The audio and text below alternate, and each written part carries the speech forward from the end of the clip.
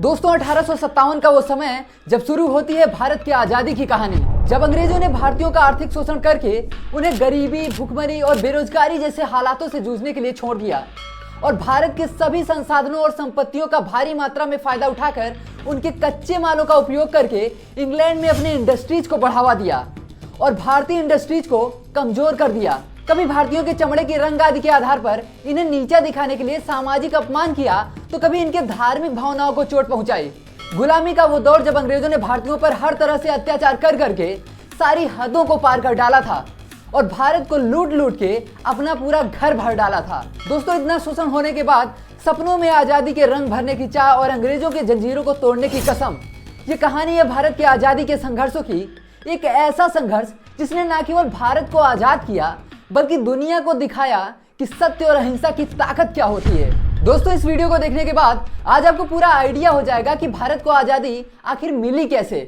तो आइए चलते हैं इस ऐतिहासिक सफर पर, भारत की आजादी का सफर। दोस्तों 16वीं और 17वीं शताब्दी में यूरोपियन कंट्रीज में मसालों की मांग बहुत ज्यादा बढ़ गई थी और मसालों के उत्पादन के मामले में उस समय भारत बहुत फेमस था।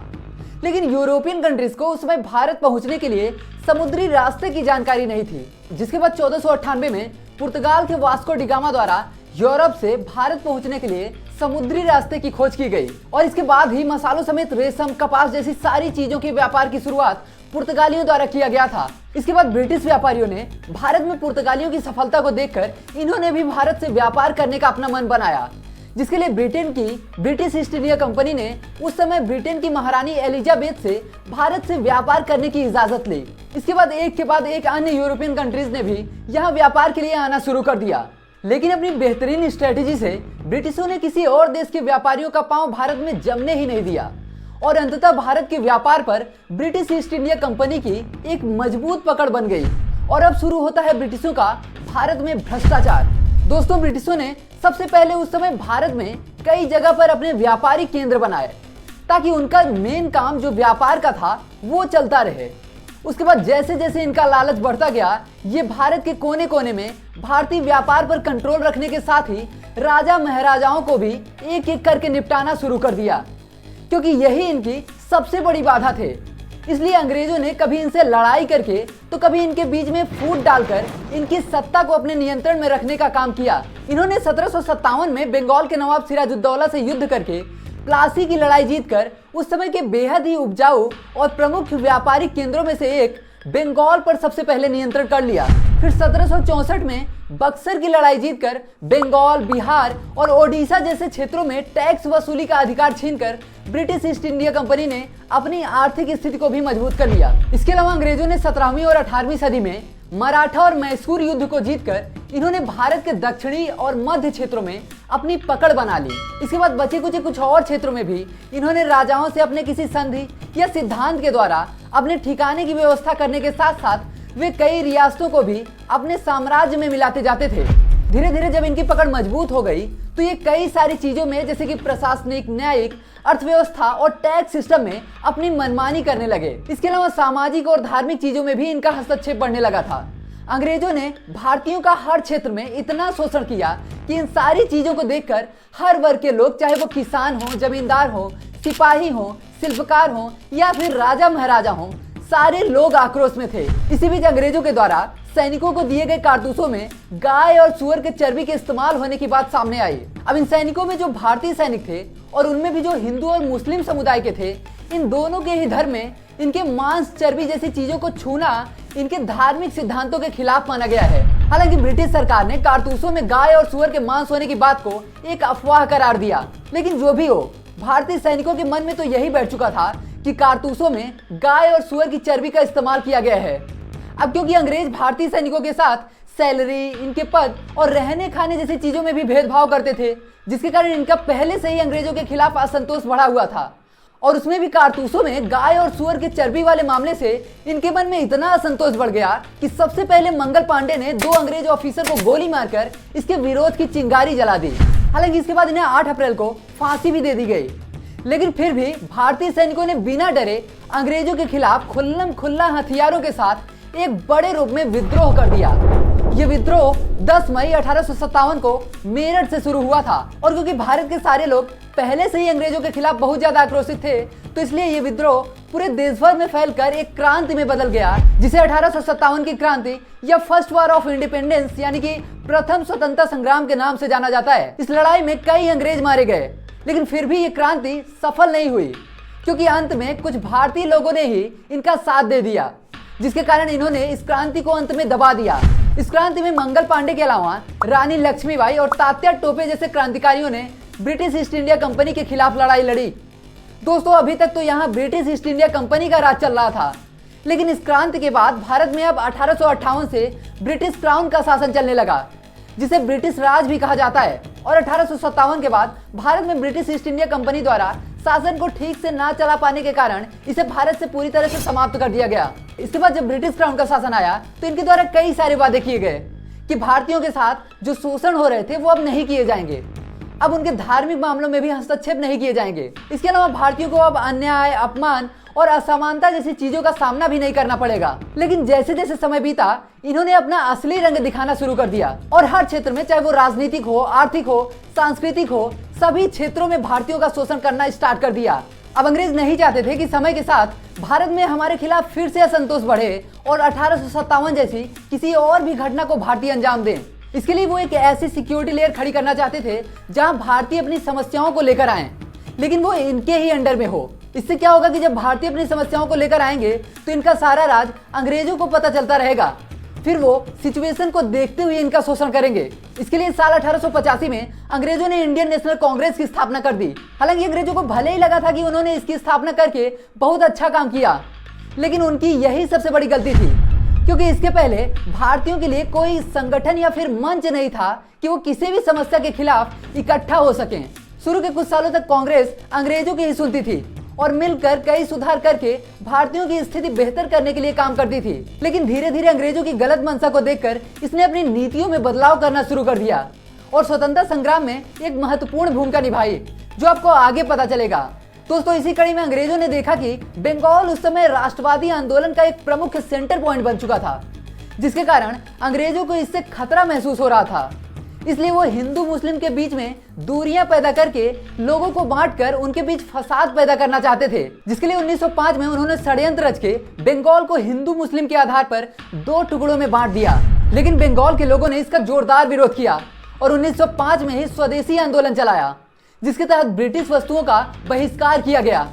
आपको बता दें कि इसी बीच कुछ मुस्लिम नेताओं ने मुस्लिमों के लिए अलग राजनीतिक पार्टी बनाई जिसका कहना था कि यह पार्टी मुस्लिमों के अधिकारों की रक्षा करेगी। लेकिन इसी पार्टी ने भारत में उस समय हिंदुओं और मुस्लिमों के बीच में अलगाव का बीज बो दिया था और आगे चलकर इसी पार्टी ने मुस्लिमों के लिए अलग देश पाकिस्तान की मांग की थी। हालांकि ये अंग्रेजों की फूट डालो और राज करने वाली नीति का ही हिस्सा था। मुस्लिम लीग की डिटेल में चर्चा मैंने इस वीडियो में की हुई है जिसे आप चाहें तो देख सकते हैं। फिलहाल आगे बढ़ते हैं। दोस्तों बंगाल विभाजन के बाद जब स्वदेशी आंदोलन चला था तो अंग्रेज इससे इतना ज्यादा परेशान हो चुके थे कि आखिरकार उन्हें 1911 में बंगाल विभाजन को रद्द करना पड़ा था। इसके बाद एक नए युग की शुरुआत होती है जब 9 जनवरी 1915 को गांधी जी दक्षिण अफ्रीका से भारत लौटते हैं। इसके पहले गांधी जी ने दक्षिण अफ्रीका में अंग्रेजों द्वारा भारतीय समुदाय के साथ हो रहे अत्याचार को अच्छे से देखा था और उन्होंने वहीं से अंग्रेजों के अत्याचार के खिलाफ आवाज उठाना शुरू कर दिया था जिसमें वो सफल भी हुए थे। इसके बाद भारत आने पर गांधी जी अहिंसात्मक तरीके से अंग्रेजों के अत्याचारों के खिलाफ एक के बाद एक जन आंदोलन करना शुरू कर दिया जिसमें सबसे पहले उन्होंने 1917 में बिहार के चंपारण जिले में अंग्रेजों द्वारा नील किसानों के साथ किए जा रहे अत्याचार के खिलाफ चंपारण सत्याग्रह किया। दरअसल अंग्रेज अपने फायदे के लिए यहाँ के किसानों को तिनकठिया पद्धति के तहत उनके जमीन के एक निश्चित हिस्से में जबरदस्ती नील की खेती करने को कहते थे और इसमें प्रॉब्लम ये थी कि नील के पौधों से मिट्टी की उर्वरता कम हो जाने से जमीन बंजर होने के हालात में आ जाती थी। इससे उनकी अगली फसल की पैदावार कम हो जाती थी, साथ ही नील की कीमत भी गिरी हुई थी जिससे किसानों को हर तरफ से नुकसान झेलना पड़ता था और इसकी खेती न करने पर अंग्रेज इन किसानों को कई तरह से प्रताड़ित किया करते थे और इसके खिलाफ गांधी जी ने चंपारण सत्याग्रह करके तिनकठिया पद्धति को समाप्त करवाकर किसानों को अंग्रेजों के खिलाफ एक बड़ी जीत दिलाई, जिसके बाद गांधी जी को देश भर में एक बड़ी पहचान मिली। इसके बाद 1918 में प्रथम विश्व युद्ध समाप्त होने के बाद जब महंगाई बढ़ गई तो भारत में मजदूरों की आर्थिक स्थिति बहुत खराब हो गई, लेकिन मजदूरों की मजदूरी में कोई बढ़ोतरी नहीं की गई, जिसके बाद अहमदाबाद के कपड़ा मिल के मजदूरों ने मिल मालिकों से 35% बोनस देने की मांग कर दी, लेकिन मिल मालिकों ने केवल 20% बोनस देने को ही रेडी हुई है। जिसके बाद गांधी जी ने इन मजदूरों के लिए भूख हड़ताल कर दी, जिसे अहमदाबाद मिल हड़ताल के नाम से जाना जाता है। अंततः मिल मालिकों ने 35% बोनस देने के लिए अपनी सहमति जताई और यह हड़ताल सफल हुई। इसी समय 1918 में ही गांधी जी ने अंग्रेजों द्वारा अकाल पड़ने पर खेती बर्बाद होने के बावजूद भी गुजरात के खेड़ा जिले के किसानों से पूरा टैक्स लेने के विरोध में खेड़ा सत्याग्रह किया, जिसके बाद अंग्रेजों को झुकना पड़ा और अंग्रेजों द्वारा टैक्स वसूली को स्थगित करने के बाद किसानों को बड़ी राहत मिली। इस सत्याग्रह की सफलता ने गांधी जी को राष्ट्रीय स्तर पर एक प्रमुख नेता के रूप में स्थापित किया। इसके बाद 1919 में ब्रिटिश सरकार ने अपने फायदे के लिए एक कानून जारी किया, जिसका नाम था रॉलेट एक्ट। ये एक ऐसा कानून था जिसके तहत किसी भी व्यक्ति को बिना मुकदमे के ही लंबे समय तक जेल में डाला जा सकता था। इसके तहत कई बड़े नेताओं को जेल में डाल दिया गया, जिसके कारण देश भर में लोग बड़ी संख्या में इस एक्ट का विरोध करने लगे। इसी संबंध में 13 अप्रैल 1919 को पंजाब के अमृतसर के जलियांवाला बाग में हजारों लोग एक शांतिपूर्ण सभा के लिए इकट्ठा हुए। इस सभा का मुख्य उद्देश्य रॉलेट एक्ट और इसके तहत जो राष्ट्रीय नेताओं की गिरफ्तारी हुई थी उसके खिलाफ आवाज उठाना था। लेकिन एक ब्रिटिश अधिकारी जनरल डायर ने इस सभा को गैर कानूनी मानते हुए बिना किसी चेतावनी के बाग के मेन गेट को बंद करके उस सभा में उपस्थित निहत्थे लोगों पर अंधाधुंध गोलियां चलवा दी, जिसमें सैकड़ों लोग मारे गए और हजारों लोग घायल हो गए। दोस्तों, ये घटना इतनी दर्दनाक थी कि इसने स्वतंत्रता संग्राम को और भी तेज कर दिया। इसके बाद 1 अगस्त 1920 में गांधी जी ने असहयोग आंदोलन की शुरुआत कर दी और भारतीयों को अंग्रेजों का सहयोग करने से मना किया, जिसके तहत ब्रिटिश सरकारी नौकरी, स्कूल, इनकी अन्य संस्थाएं और इनके सामानों का बहिष्कार किया गया। इस आंदोलन को भारत के अलग अलग क्षेत्रों से अलग अलग नेताओं द्वारा आगे बढ़ाया जा रहा था। इसी संबंध में लोग गोरखपुर जिले के चौरी चौरा में भी अपना एक विरोध प्रदर्शन कर रहे थे। इसी बीच वहां की स्थानीय पुलिस ने इन आंदोलनकारियों पर लाठीचार्ज कर दिया, जिसके बाद लोग आक्रोशित हो गए और 4 फरवरी 1922 को चौरी चौरा थाने को घेरकर आग लगा दी, जिसमें करीब 22 पुलिसकर्मी जिंदा जल गए। इसे चौरी चौरा कांड के नाम से जाना जाता है, क्योंकि अब चौरी चौरा कांड होने के बाद असहयोग आंदोलन हिंसात्मक हो चुका था, जिससे अंग्रेज कोई न कोई कठोर कानून के तहत वो नेताओं और आम जनता के साथ कार्रवाई कर सकते थे, साथ ही हिंसा और भी ज्यादा बढ़ सकती थी। इसीलिए गांधी जी ने 12 फरवरी 1922 को असहयोग आंदोलन को वापस ले लिया। दोस्तों, आपको बता दें कि जैसे जैसे समय बीत रहा था वैसे वैसे अंग्रेजों के खिलाफ सशस्त्र विद्रोह करने वाले क्रांतिकारी भी अंग्रेजों को चुनौती दे रहे थे। इसी कड़ी में एक महत्वपूर्ण घटना घटती है, जिसमें हिंदुस्तान रिपब्लिकन एसोसिएशन के कुछ बहादुर क्रांतिकारियों ने हथियार उठाकर ब्रिटिश सरकार की खजानों से भरी ट्रेन को लूटने की योजना बनाई और 9 अगस्त 1925 को लखनऊ के काकोरी स्टेशन के पास उस खजाने से भरी ट्रेन को रोककर इन क्रांतिकारियों ने लूट लिया। दरअसल इन खजानों का इस्तेमाल क्रांतिकारी गतिविधियों को अंजाम देने के लिए किया जाना था। इस घटना को राम प्रसाद बिस्मिल, अशफाक उल्ला खान, राजेंद्र लाहिड़ी और चंद्रशेखर आजाद जैसे क्रांतिकारियों ने अंजाम दिया था, जिसे काकोरी कांड के नाम से जाना जाता है। आपको बता दें कि काकोरी कांड सीन को आमिर खान की एक फिल्म रंग दे बसंती में बहुत बढ़िया तरीके से दिखाया गया है। दोस्तों, काकोरी कांड के बाद अंग्रेजों ने इसकी छानबीन की और बिस्मिल, अशफाक उल्ला को 19 दिसंबर 1927 को फांसी की सजा दे दी गई। वहीं राजेंद्र लाहिड़ी को 2 दिन पहले 17 दिसंबर को फांसी दे दी गई और कुछ क्रांतिकारियों को लंबी कैद की सजा सुनाई गई। इसमें चंद्रशेखर आजाद नहीं पकड़े गए थे, लेकिन क्योंकि ये इस घटना के अलावा और भी कई सारी क्रांतिकारी गतिविधियों में एक्टिव रहा करते थे, तो अंग्रेज इनकी भी तलाश कर रहे थे। और अंततः 27 फरवरी 1931 को उस समय इलाहाबाद के अल्फ्रेड पार्क, जो अब आजाद पार्क के नाम से जाना जाता है, तो वहां पर अंग्रेजों ने इन्हें घेर लिया। अब उनके पास जब गिरफ्तारी के अलावा कोई और रास्ता नहीं बचा था, तो उन्होंने अपने पास बची आखिरी गोली से खुद को मारकर शहीद हो गए। दोस्तों, आपको बता दें कि जलियांवाला बाग हत्याकांड के बाद अंग्रेजों ने भारतीयों के भावनाओं को संतुलित करने के लिए भारत शासन अधिनियम 1919 के तहत शिक्षा, वोट और अन्य व्यवस्थाएं लाई थी और ये भी कहा था कि आगे इसकी समीक्षा करके इसमें जरूरत पड़ने पर सुधार भी किया जाएगा। जिसके बाद अंग्रेजों ने इस अधिनियम में समीक्षा और सुधार करने के लिए 1927 में साइमन कमीशन का गठन करके 1928 में इसे भारत में भेजा। अब क्योंकि ये कमीशन भारत के अधिकारों पर विचार करने के लिए बनाया गया था, तो इसमें भारत के सदस्य भी होने चाहिए थे। लेकिन अब सोचिए, इसमें सारे सदस्य अंग्रेज ही थे, इसलिए भारतीयों ने इसका खुलकर विरोध किया।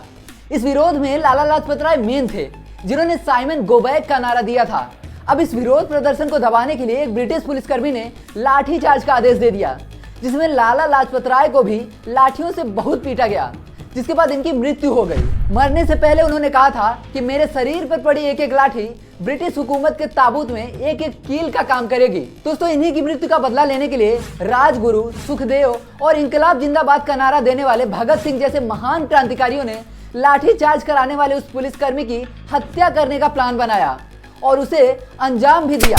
हालांकि इसमें क्रांतिकारियों ने गलती से किसी और अंग्रेज पुलिस अधिकारी सैंडर्स को मार दिया था, लेकिन इस घटना ने अंग्रेजों को चौंका कर रख दिया था। इसे सैंडर्स हत्याकांड के नाम से जाना जाता है। बाद में 23 मार्च 1931 को इन क्रांतिकारियों को अंग्रेजों ने फांसी पर लटका दिया था। इसी दिन को अब हम शहीद दिवस के रूप में मनाते हैं। दोस्तों, इन सब चीजों के बीच गांधी जी ने 12 मार्च 1930 को दांडी मार्च निकाला, जिसमें गांधी जी 78 लोगों के साथ अपने साबरमती आश्रम से दांडी गांव तक 24 दिनों में लगभग 390 किलोमीटर की दूरी तय करके 6 अप्रैल 1930 को पहुंचे थे। ये यात्रा अंग्रेजों के नमक कानून का विरोध करने के लिए थी। दरअसल नमक कानून के तहत अंग्रेज भारतीयों को नमक बनाने और बेचने नहीं देते थे और भारतीय अपने ही नमक को इन अंग्रेजों से महंगे दामों में खरीदा करते थे। अब नमक इतनी बुनियादी चीज है कि जिसका इस्तेमाल हर भारतीय करता था, जिससे उन्हें काफी आर्थिक नुकसान उठाना पड़ता था। इसलिए गांधी जी का मानना था कि नमक एक ऐसी चीज है जिसे हर व्यक्ति अपनी जरूरत के लिए स्वतंत्र रूप से बना और बेच सकता है। इसलिए गांधी जी दांडी पहुंचकर समुद्र से नमक बनाकर ब्रिटिशों के नमक कानून को तोड़ दिया। इसके बाद गांधी जी ने सविनय अवज्ञा आंदोलन की भी शुरुआत कर दी, जिसके तहत इन्होंने लोगों को कई ब्रिटिश कानूनों और इनकी वस्तुओं का बहिष्कार करने को कहा। धीरे धीरे लोगों ने इस आंदोलन में बढ़ चढ़कर हिस्सा लेना शुरू कर दिया। इसमें अंग्रेजों ने कई लोगों को गिरफ्तार भी किया, लेकिन यह आंदोलन रुकने का नाम नहीं ले रहा था, जिससे अंग्रेज परेशान हो गए। जिसके लिए उस समय के वायसराय इरविन ने 5 मार्च 1931 को दिल्ली में गांधी जी से मुलाकात की और इसने गांधी जी से चल रहे आंदोलन को समाप्त करने को कहा और बदले में गांधी जी की शर्तों को मानने को बोला। इसे गांधी इरविन समझौता के नाम से जाना जाता है। इस समझौते के तहत कुछ चीजें जैसे कि अंग्रेजों के नमक कानून में रियायत और कई राजनैतिक बंदियों की रिहाई कराई गई और बदले में गांधी जी ने अस्थायी रूप से इस आंदोलन को रोक दिया। दोस्तों, आपको ये जानना भी जरूरी है कि अंग्रेज इंग्लैंड में भारत से जुड़े कई मुद्दों पर चर्चा करने के लिए गोलमेज सम्मेलन का आयोजन किया करते थे, जो 3 बार आयोजित किया गया था। गांधी इरविन समझौते के बाद 7 सितंबर 1931 को होने वाले दूसरे गोलमेज सम्मेलन में गांधी जी को भी आमंत्रित किया गया था, जिसे गांधी जी ने स्वीकार किया था। लेकिन इस सम्मेलन में गांधी जी ने अंग्रेजों की कुछ अलगाव भरी नीतियों से नाखुश होकर भारत लौट आए थे। फिलहाल कहानी में आता है एक जबरदस्त ट्विस्ट। दोस्तों, अंग्रेजों और भारतीय क्रांतिकारियों के बीच संघर्षों का दौर चल ही रहा था कि इसी बीच 1939 में सेकेंड वर्ल्ड वॉर स्टार्ट हो गया, जिसमें ब्रिटेन और जर्मनी एक दूसरे के विरोधी थे। आपको बता दें कि जर्मनी इस युद्ध में ब्रिटेन पर भारी पड़ रहा था, इसलिए अब अंग्रेज नहीं चाहते थे कि जहां कहीं भी उनका कब्जा है वहां अशांति फैले और उन्हें किसी भी प्रकार की दिक्कतों का सामना करना पड़े। जिसके बाद वो भारत में लोगों को शांत रखने और युद्ध में भारतीयों का सहयोग लेने के लिए एक के बाद एक प्रस्ताव लाने लगे, जिसमें 8 अगस्त 1940 को अगस्त प्रस्ताव को ब्रिटिश सरकार द्वारा लाया गया, जिसके तहत भारतीयों को कुछ आश्वासन दिए गए थे। लेकिन कांग्रेस को ये पूरी तरह से मंजूर नहीं था। इसके बाद सेकेंड वर्ल्ड वॉर में समय के साथ ब्रिटेन की स्थिति और भी ज्यादा बुरी होती जा रही थी, जिससे इन्हें भारत में शांति बनाए रखने के लिए गांधी जी जैसे नेताओं का सहयोग तत्काल चाहिए था, क्योंकि शांति व्यवस्था बनाने की अब तो इनकी मजबूरी बन चुकी थी। इस समय ब्रिटेन की अर्थव्यवस्था पूरी तरह से डगमगाने लगी थी, जिसे देखते हुए ब्रिटेन ने भारतीयों का सहयोग लेने के लिए अगस्त प्रस्ताव से और भी ज्यादा ठोस और विस्तृत व्यवस्था करने का आश्वासन देने के लिए मार्च 1942 में क्रिप्स प्रस्ताव लाया। लेकिन इसे भी गांधी जी समेत तमाम नेताओं ने अस्वीकार कर दिया, क्योंकि भारतीयों को पूर्ण स्वराज से कम और कुछ भी मंजूर नहीं था। ब्रिटेन की इस स्थिति का फायदा उठाते हुए गांधी जी ने भी 8 अगस्त 1942 को क्वाइट इंडिया मूवमेंट यानी कि भारत छोड़ो आंदोलन की शुरुआत कर दी। उन्होंने ब्रिटिश सरकार से तत्काल भारत छोड़ने की मांग कर दी और करो या मरो का नारा दिया, जिसने लोगों में एक भारी जोश पैदा कर दिया। इससे अंग्रेज बहुत परेशान हो गए और इन्होंने गांधी जी समेत कई बड़े नेताओं को गिरफ्तार करके क्षणिक रूप से इस आंदोलन को दबाकर इसके तत्काल प्रभाव पर काबू पा लिया। लेकिन यह आंदोलन लंबे समय तक अंग्रेजों को प्रभावित करने वाला था, जो निर्णायक भी साबित हुआ। इस आंदोलन के अलावा सेकेंड वर्ल्ड वॉर में ब्रिटेन के खिलाफ लड़ रहे देशों में से एक जापान भी था, जिसके सहयोग से सुभाष चंद्र बोस ने भी अपनी आजाद हिंद फौज के साथ अंग्रेजों के खिलाफ बगावत कर दी। उनका उद्देश्य बर्मा की ओर से दिल्ली तक जाकर वहां से ब्रिटिश शासन को उखाड़ फेंकना था, इसलिए उन्होंने दिल्ली चलो का नारा दिया था। उन्होंने 21 अक्टूबर 1943 को अपनी एक स्वतंत्र सरकार बना ली, जिसका नाम रखा आजाद हिंद सरकार। जिसके प्रधानमंत्री वो खुद थे। उन्होंने कहा था कि यही सरकार भारत की असली सरकार है, जो भारत से ब्रिटिश सरकार को उखाड़ फेंकने में अपना पूरा सहयोग देगी। सुभाष चंद्र बोस ने तुम मुझे खून दो और मैं तुम्हें आजादी दूंगा का नारा दिया था, जिसने भारतीय लोगों को बहुत प्रेरित किया था। साथ ही इन्होंने जय हिंद का भी नारा दिया था, जो आज राष्ट्रीय नारा बन चुका है। दोस्तों, आपको बता दें कि सेकेंड वर्ल्ड वॉर के अंत में ब्रिटेन के गुटों में शामिल अमेरिका ने 6 अगस्त और 9 अगस्त 1945 को जापान पर एटम बम पटक दिया, जिसके बाद जापान ने उस भयानक तबाही को देखकर खुद को इस वर्ल्ड वॉर में सरेंडर कर दिया। अब जापान ही था जिसके सहयोग से आजाद हिंद फौज आगे बढ़ रही थी, लेकिन जापान के सरेंडर के बाद कई कारणों से आजाद हिंद फौज कमजोर पड़ गई और बताया जाता है कि 18 अगस्त 1945 को ताइवान में सुभाष चंद्र बोस की भी विमान दुर्घटना में मौत हो गई, जिसके बाद अंग्रेजों ने आजाद हिंद फौज पर काबू पा लिया। लेकिन सेकेंड वर्ल्ड वॉर खत्म होने के बाद ब्रिटेन की आर्थिक हालत इतनी खराब हो गई थी कि वो और ज्यादा दिन तक भारत में टिकने के काबिल ही नहीं बचा था, क्योंकि यहाँ भारतीय अपनी स्वतंत्रता के लिए एक के बाद एक संघर्ष किए जा रहे थे, जिसे अब और संभाल पाना ब्रिटिशों के बस की बात नहीं थी। इसलिए ब्रिटेन की सरकार ने भारत को स्वतंत्र करने का विचार बना लिया। दोस्तों, इस बीच एक और मुद्दा अपने चरम पर था, और वो ये कि मुस्लिम लीग पार्टी धर्म के आधार पर भारत का विभाजन करके अपना एक अलग देश पाकिस्तान बनाना चाहती थी। इसने 1940 से ही ओपनली अलग देश की मांग करना स्टार्ट कर दिया था, लेकिन बाद में जब भारत का विभाजन करने के लिए कोई तैयार नहीं था, तो मुस्लिम लीग ने 16 अगस्त 1946 को प्रत्यक्ष कार्यवाही दिवस मनाते हुए भीषण दंगे करवाए, जिसमें कई लोगों की जाने गई और न जाने कितने लोग घायल हो गए और बहुत लोग अपने घर से बेघर हो गए। इस तनावपूर्ण स्थिति को देखकर कांग्रेस को भी मुस्लिम लीग के अलग देश की मांग को स्वीकार करना पड़ा। इसके बाद भारत के अंतिम वायसराय माउंटबेटन ने माउंटबेटन योजना के तहत भारत के विभाजन और इसकी स्वतंत्रता की रूपरेखा तैयार की। इसके बाद भारतीय स्वतंत्रता अधिनियम 1947 के तहत विभाजन के साथ ही अंग्रेजों ने भारत को 15 अगस्त 1947 को कानूनी रूप से आजाद कर दिया। दोस्तों, भारत की आजादी का यह सफर हमें बताता है कि आजादी की कीमत बहुत बड़ी है, जिसे हमें संजो कर रखना चाहिए। साथ ही हमें उन सभी वीर योद्धाओं को याद रखना चाहिए जिन्होंने अपने प्राणों की आहुति देकर हमें स्वतंत्रता दिलाई। और अब हमारी भी जिम्मेदारी बनती है कि हम भी एक सशक्त और समृद्ध भारत के निर्माण में अपना पूरा योगदान दें। दोस्तों, अपने देश के आजादी के इस सफर की कहानी को ज्यादा से ज्यादा लोगों तक जरूर शेयर कीजिएगा, ताकि उन्हें भी अपनी इस आजादी की कीमत का एहसास रहे। जय हिंद।